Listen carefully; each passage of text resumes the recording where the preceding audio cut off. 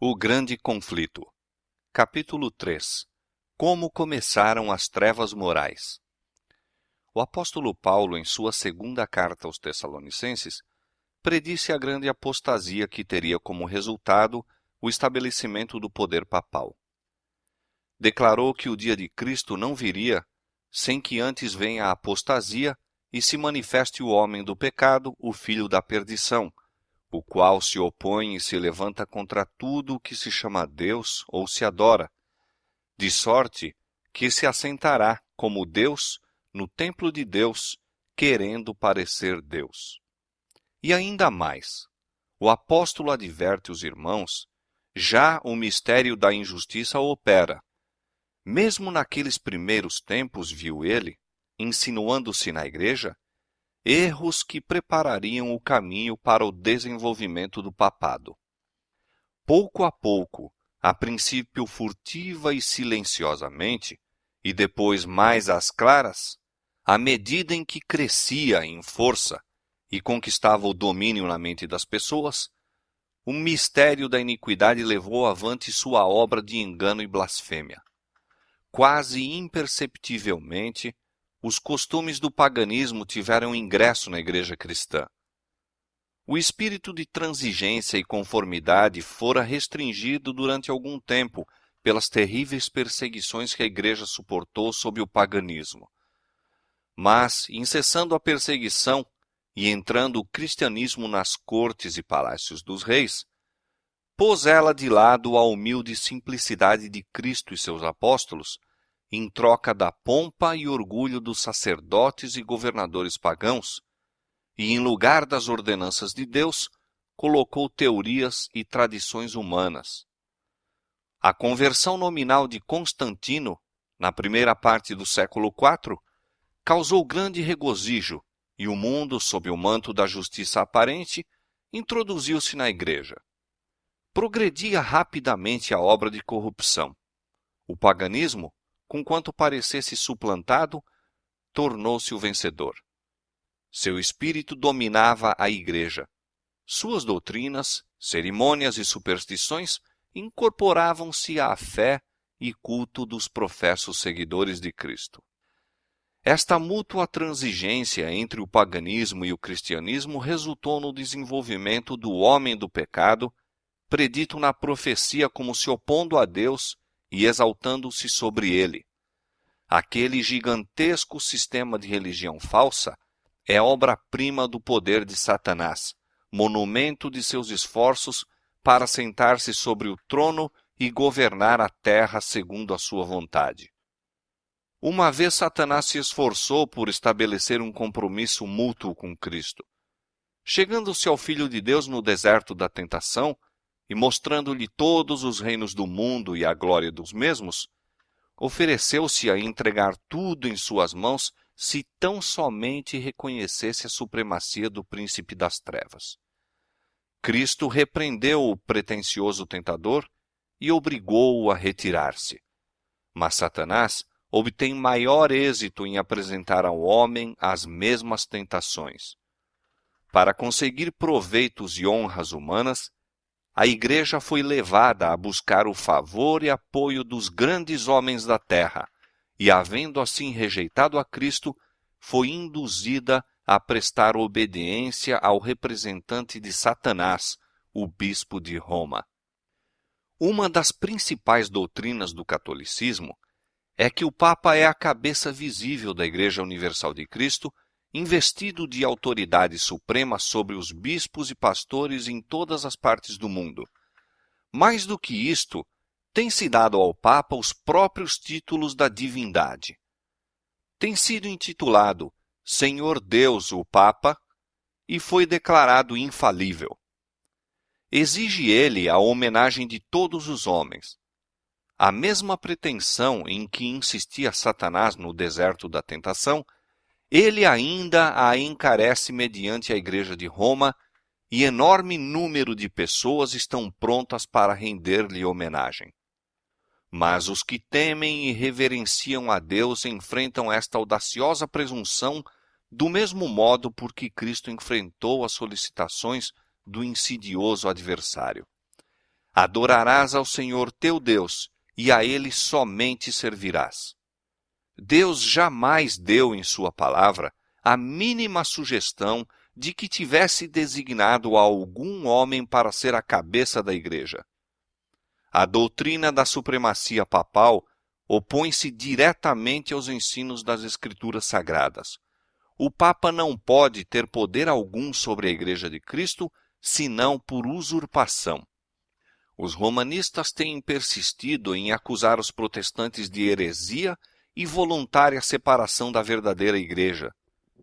Semelhantes acusações, porém, implicam-se antes a eles próprios. São eles os que depuseram a bandeira de Cristo e se afastaram da fé que uma vez foi dada aos santos. Satanás bem sabia que as Escrituras Sagradas habilitariam os homens a discernir seus enganos e resistir a seu poder. Foi pela palavra que mesmo o Salvador do mundo resistiu a seus ataques. Em cada assalto, Cristo apresentou o escudo da verdade eterna, dizendo: está escrito. A cada sugestão do adversário, opunha a sabedoria e poder da palavra. A fim de Satanás manter o seu domínio sobre os homens e estabelecer a autoridade humana, deveria conservá-los na ignorância das Escrituras. A Bíblia exaltaria a Deus e colocaria o homem finito em sua verdadeira posição. Portanto, suas sagradas verdades deveriam ser ocultadas e suprimidas. Esta lógica foi adotada pela Igreja de Roma. Durante séculos, a circulação da Escritura foi proibida. Ao povo era vedado lê-la ou tê-la em casa, e sacerdotes e prelados sem escrúpulos interpretavam-lhe os ensinos de modo a favorecerem suas pretensões.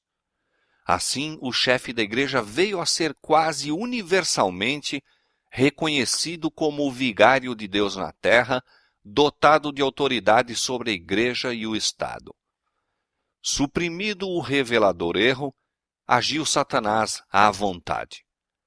A profecia declarara que o papado havia de cuidar em mudar os tempos e a lei. Daniel 7:25. Para cumprir esta obra não foi vagaroso. A fim de proporcionar aos conversos do paganismo uma substituição à adoração de ídolos e promover assim sua aceitação nominal do cristianismo, foi gradualmente introduzida no culto cristão a adoração das imagens e relíquias. O decreto de um concílio geral estabeleceu, por fim, este sistema de idolatria. Para completar a obra sacrílega, Roma pretendeu eliminar da lei de Deus o segundo mandamento, que proíbe o culto das imagens, e dividir o 10º mandamento a fim de conservar o número deles. Este espírito de concessão ao paganismo abriu caminho para desrespeito ainda maior da autoridade do céu. Satanás, operando por meio de não consagrados dirigentes da igreja, intrometeu-se também com o 4º mandamento e tentou pôr de lado o antigo sábado, o dia que Deus tinha abençoado e santificado, e exaltando em seu lugar a festa observada pelos pagãos como o venerável dia do sol. Esta mudança não foi, a princípio, tentada abertamente. Nos primeiros séculos, o verdadeiro sábado foi guardado por todos os cristãos. Eram estes ciosos da honra de Deus e, crendo que sua lei é imutável, zelosamente preservavam a santidade de seus preceitos. Mas, com grande argúcia, Satanás operava mediante seus agentes para efetuar seu objetivo. Para que a atenção do povo pudesse ser chamada para o domingo, foi feito deste uma festividade em honra da ressurreição de Cristo. Atos religiosos eram nele realizados. Era, porém, considerado como um dia de recreio, sendo o sábado ainda observado como dia santificado. A fim de preparar o caminho para a obra que intentava cumprir, Satanás induzira os judeus, antes do advento de Cristo, a sobrecarregarem o sábado com as mais rigorosas imposições, tornando sua observância um fardo. Agora tirando vantagem da falsa luz sob a qual ele assim fizera com que fosse considerado, lançou o desdém sobre o sábado como instituição judaica. Enquanto os cristãos geralmente continuavam a observar o domingo como festividade prazenteira, ele os levou, a fim de mostrarem seu ódio ao judaísmo, a fazer do sábado dia de jejum, de tristeza e pesar.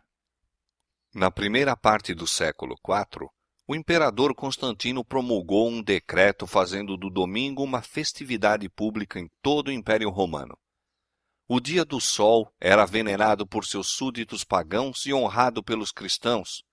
Era política do imperador unir os interesses em conflito do paganismo e cristianismo. Com ele se empenharam para fazer isto os bispos da igreja, os quais, inspirados pela ambição e sede do poder, perceberam que, se o mesmo dia fosse observado tanto por cristãos como pagãos, promoveria a aceitação nominal do cristianismo pelos pagãos e assim adiantaria o poderio e glória da igreja. Mas, conquanto muitos cristãos tementes a Deus fossem gradualmente levados a considerar o domingo como possuindo certo grau de santidade, ainda mantinham o verdadeiro sábado como o dia santo do Senhor e observavam-no em obediência ao quarto mandamento. O arqui-enganador não havia terminado a sua obra.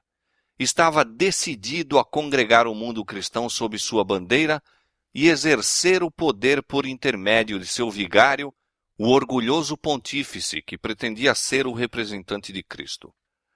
Por meio de pagãos meio convertidos, ambiciosos prelados e eclesiásticos amantes do mundo, realizou ele seu propósito.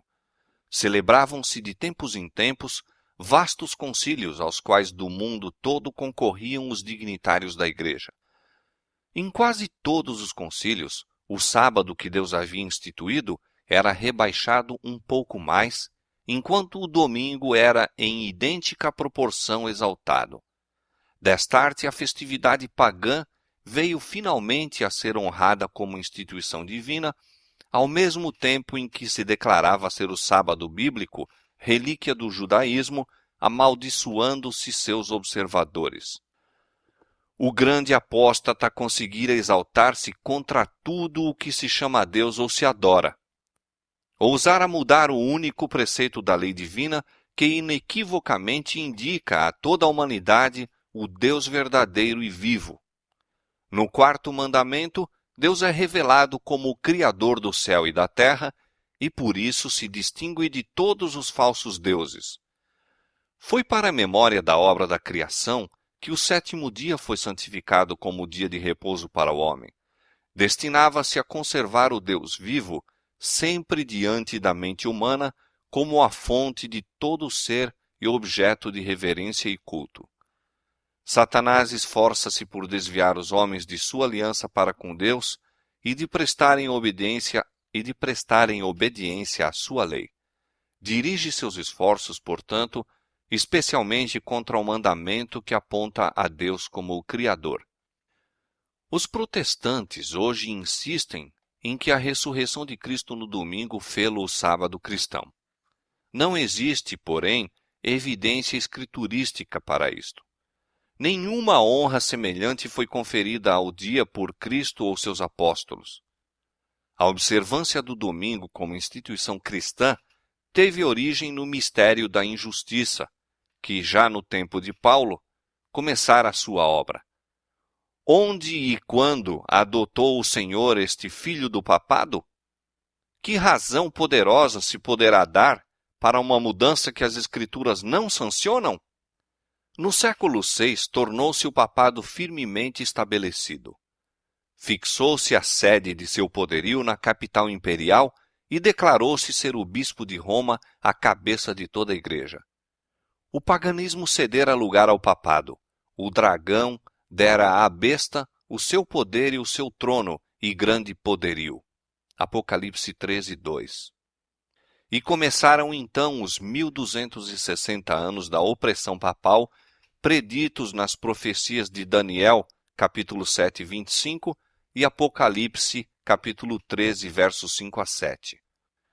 os cristãos foram obrigados a optar entre renunciar sua integridade e aceitar as cerimônias de culto papais, ou passar a vida nas masmorras, sofrer a morte pelo instrumento de tortura, pela fogueira ou pela machadinha do verdugo.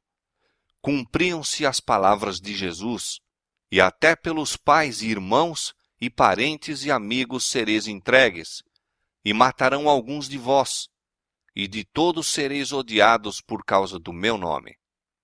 Desencadeou-se a perseguição sobre os fiéis com maior fúria do que nunca, e o mundo se tornou um vasto campo de batalha.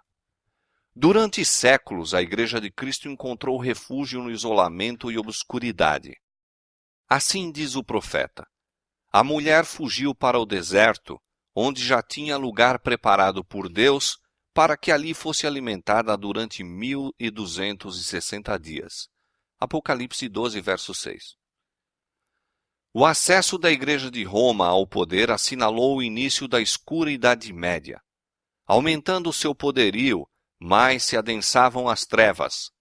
De Cristo, o verdadeiro fundamento, transferiu-se a fé para o Papa de Roma. Em vez de confiar no Filho de Deus para o perdão dos pecados e para a salvação eterna, o povo olhava para o Papa e para os sacerdotes e prelados a quem alegava autoridade. Ensinava-se-lhe ser o Papa seu mediador terrestre e que ninguém poderia aproximar-se de Deus senão por seu intermédio. E mais ainda, que ele ficava para eles em lugar de Deus e deveria, portanto, ser implicitamente obedecido. Esquivar-se de suas disposições era motivo suficiente para se infligir a mais severa punição ao corpo e alma dos delinquentes. Assim, a mente do povo desviava-se de Deus para homens falíveis e cruéis, e mais ainda, para o próprio príncipe das trevas, que por meio deles exercia o seu poder. O pecado se disfarçava sob o manto de santidade. Quando as Escrituras são suprimidas e o homem vem a considerar-se supremo, só podemos esperar fraudes, engano e aviltante iniquidade. Com a elevação das leis e tradições humanas, tornou-se manifesta a corrupção que sempre resulta de se pôr de lado a lei de Deus. Dias de perigo foram aqueles para a Igreja de Cristo. Os fiéis porta-estandartes eram, na verdade, poucos. Posto que a verdade não fosse deixada sem testemunhas, parecia por vezes que o erro e a superstição prevaleceriam completamente e a verdadeira religião seria banida da terra. Perdeu-se de vista o Evangelho, mas multiplicaram-se as formas de religião e o povo foi sobrecarregado de severas exigências. Ensinava-se-lhes não somente a considerar o Papa como seu mediador, mas a confiar em suas próprias obras para expiação do pecado. Longas peregrinações, atos de penitência, adoração de relíquias, ereção de igrejas, relicários e altares, bem como o pagamento de grandes somas à igreja, tudo isto e muitos atos semelhantes eram ordenados para aplacar a ira de Deus ou assegurar o seu favor, como se Deus fosse idêntico aos homens, encolerizando-se por ninharias ou apaziguando-se com donativos ou atos de penitência. Apesar de que prevalecesse o vício, mesmo entre os chefes da Igreja de Roma, sua influência parecia aumentar constantemente. Mais ou menos ao findar do século VIII, os romanistas começaram a sustentar que nas primeiras épocas da Igreja, os bispos de Roma tinham possuído o mesmo poder espiritual que assumiam agora. Para confirmar essa pretensão, era preciso empregar alguns meios com o fito de lhe dar aparência de autoridade. Isto foi prontamente sugerido pelo pai da mentira. Antigos escritos foram forjados pelos monges. Decretos de concílios que antes nada se ouvira foram descobertos, estabelecendo a supremacia universal do Papa desde os primeiros tempos. E a Igreja que rejeitara a verdade, avidamente aceitou estes enganos. Aos poucos, os fiéis que construíram sobre o verdadeiro fundamento ficaram perplexos e entravados quando o entulho das falsas doutrinas obstruiu a obra. Como os edificadores sobre o muro de Jerusalém no tempo de Neemias, alguns se prontificaram a dizer: já desfaleceram as forças dos acarretadores, e o pó é muito, e nós não podemos edificar um muro.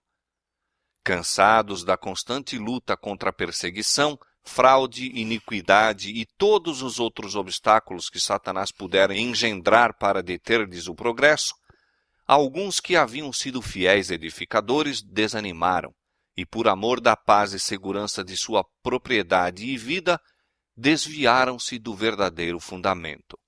Outros, sem se intimidarem com a oposição de seus inimigos, intrepidamente declaravam: não os temais, lembrai-vos do Senhor grande e terrível, e prosseguiam com a obra, cada qual com a espada cingida ao lado. O mesmo espírito de ódio e oposição à verdade tem inspirado os inimigos de Deus em todos os tempos, e a mesma vigilância e fidelidade têm sido exigidas de seus servos. As palavras de Cristo aos primeiros discípulos aplicam-se aos seus seguidores até ao final do tempo. E as coisas que vos digo, digo-as a todos. As trevas pareciam tornar-se mais densas. Generalizou-se a adoração das imagens. Acendiam-se velas perante imagens e orações se lhes dirigiam. Prevaleciam os costumes mais absurdos e supersticiosos. O espírito dos homens era a tal ponto dirigido pela superstição que a razão mesmo parecia haver perdido o domínio. Enquanto os próprios sacerdotes e bispos eram amantes do prazer, sensuais e corruptos, só se poderia esperar que o povo que os tinha como guias se submergisse na ignorância e vício. Outro passo ainda deu a presunção papal quando, no século XI, o Papa Gregório VII proclamou a perfeição da Igreja de Roma. Entre as proposições por ele apresentadas, uma havia declarando que a Igreja nunca tinha errado, nem jamais erraria, segundo as Escrituras. Mas as provas escriturísticas não acompanhavam a afirmação.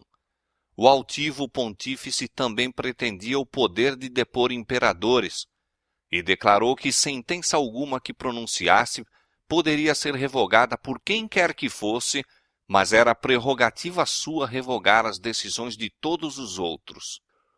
Uma flagrante ilustração do caráter tirânico do Papa Gregório VII se nos apresenta no modo por que tratou o imperador alemão Henrique IV. Por haver intentado desprezar a autoridade do Papa, declarou-o este excomungado e destronado.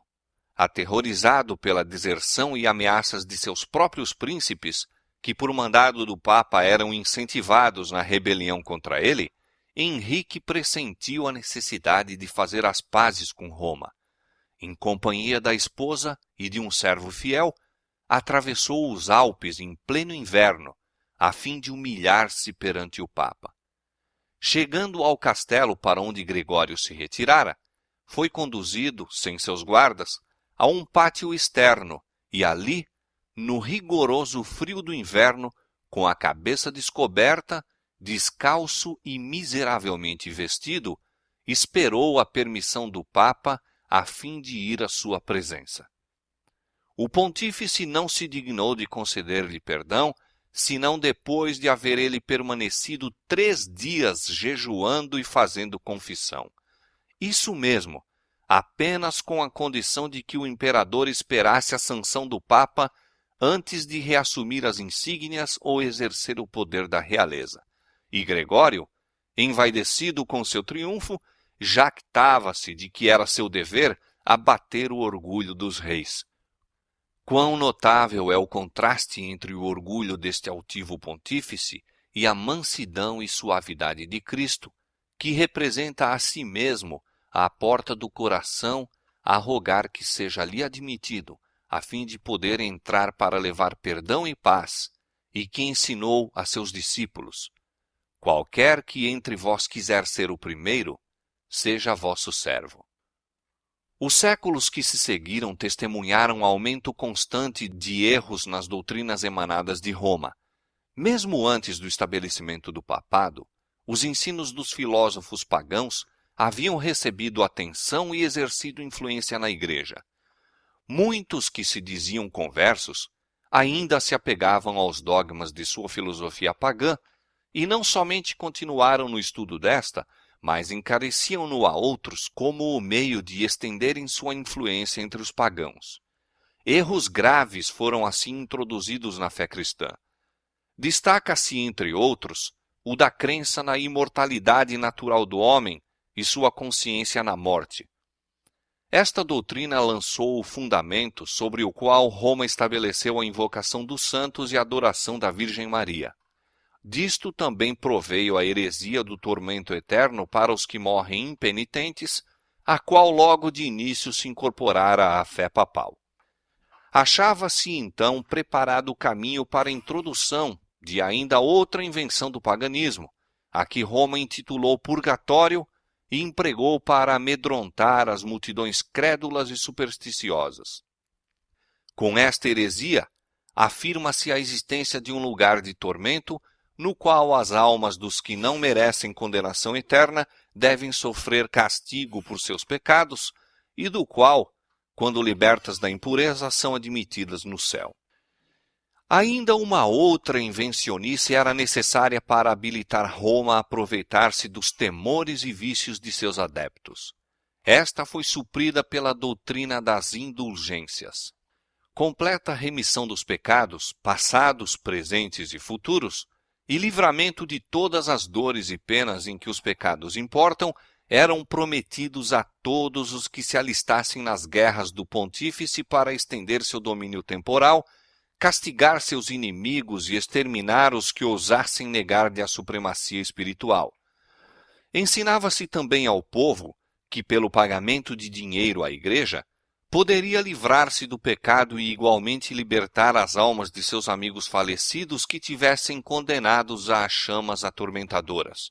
Por esses meios, Roma abarrotou os cofres e sustentou a magnificência, o luxo e os vícios dos pretensos representantes daquele que não tinha onde reclinar a cabeça. A ordenança escriturística na ceia do Senhor fora suplantada pelo idolátrico sacrifício da missa. Sacerdotes papais pretendiam, mediante esse disfarce destituído de sentido, converter o simples pão e vinho no verdadeiro corpo e sangue de Cristo. Com blasfema presunção pretendiam abertamente o poder de criar em Deus, o Criador de todas as coisas. Aos cristãos exigia-se, sob pena de morte, confessar sua fé nesta heresia horrível que insulta ao céu. Multidões que a isto se recusaram foram entregues às chamas. No século XIII foi estabelecido a mais terrível de todas as armadilhas do papado, a Inquisição. O príncipe das trevas trabalhava com os dirigentes da hierarquia papal. Em seus concílios secretos, Satanás e seus anjos dirigiam a mente de homens maus, enquanto, invisível entre eles, estava um anjo de Deus, fazendo o tremendo relatório de seus iníquos decretos e escrevendo a história de ações por demais horrorosas para serem desvendadas ao olhar humano. A grande Babilônia estava embriagada do sangue dos santos. Os corpos mutilados de milhões de mártires pediam vingança a Deus contra o poder apóstata. O papado se tornou o déspota do mundo. Reis e imperadores curvavam-se aos decretos do pontífice romano. O destino dos homens, tanto temporal como eterno, parecia estar sob seu domínio. Durante séculos, as doutrinas de Roma tinham sido extensa e implicitamente recebidas, seus ritos reverentemente praticados, suas festas geralmente observadas. Seu clero era honrado e liberalmente mantido. Nunca a Igreja de Roma atingiu maior dignidade, magnificência ou poder. Mas o meio-dia do papado foi a meia-noite do mundo. As Sagradas Escrituras eram quase desconhecidas, não somente pelo povo, mas pelos sacerdotes. Como os fariseus de outrora, os dirigentes papais odiavam a luz que revelaria os seus pecados. Removida a lei de Deus, a norma de justiça, exerciam eles poder sem limites e praticavam os vícios sem restrições. Prevaleciam a fraude, a avareza, a libertinagem. Os homens não recuavam de crime algum pelo qual pudessem adquirir riqueza ou posição. Os palácios dos papas e prelados eram cenários da mais vil devassidão. Alguns dos pontífices reinantes eram acusados de crimes tão revoltantes que os governadores seculares se esforçavam por depor esses dignitários da igreja como monstros demasiado vis para serem tolerados. Durante séculos, a Europa não fez progresso no saber, nas artes ou na civilização. Uma paralisia moral e intelectual caíra sobre a cristandade. A condição do mundo sob o poder romano apresentava o cumprimento terrível e surpreendente das palavras do profeta Oséias. O meu povo foi destruído porque lhe faltou o conhecimento. Porque tu rejeitaste o conhecimento, também eu te rejeitarei, visto que te esqueceste da lei do teu Deus, também me esquecerei de teus filhos. Não há verdade, nem benignidade, nem conhecimento de Deus na terra. Só prevalecem o perjurar e o mentir, e o matar e o furtar, e o adulterar, e há homicídios sobre homicídios. Foram estes os resultados do banimento da palavra de Deus.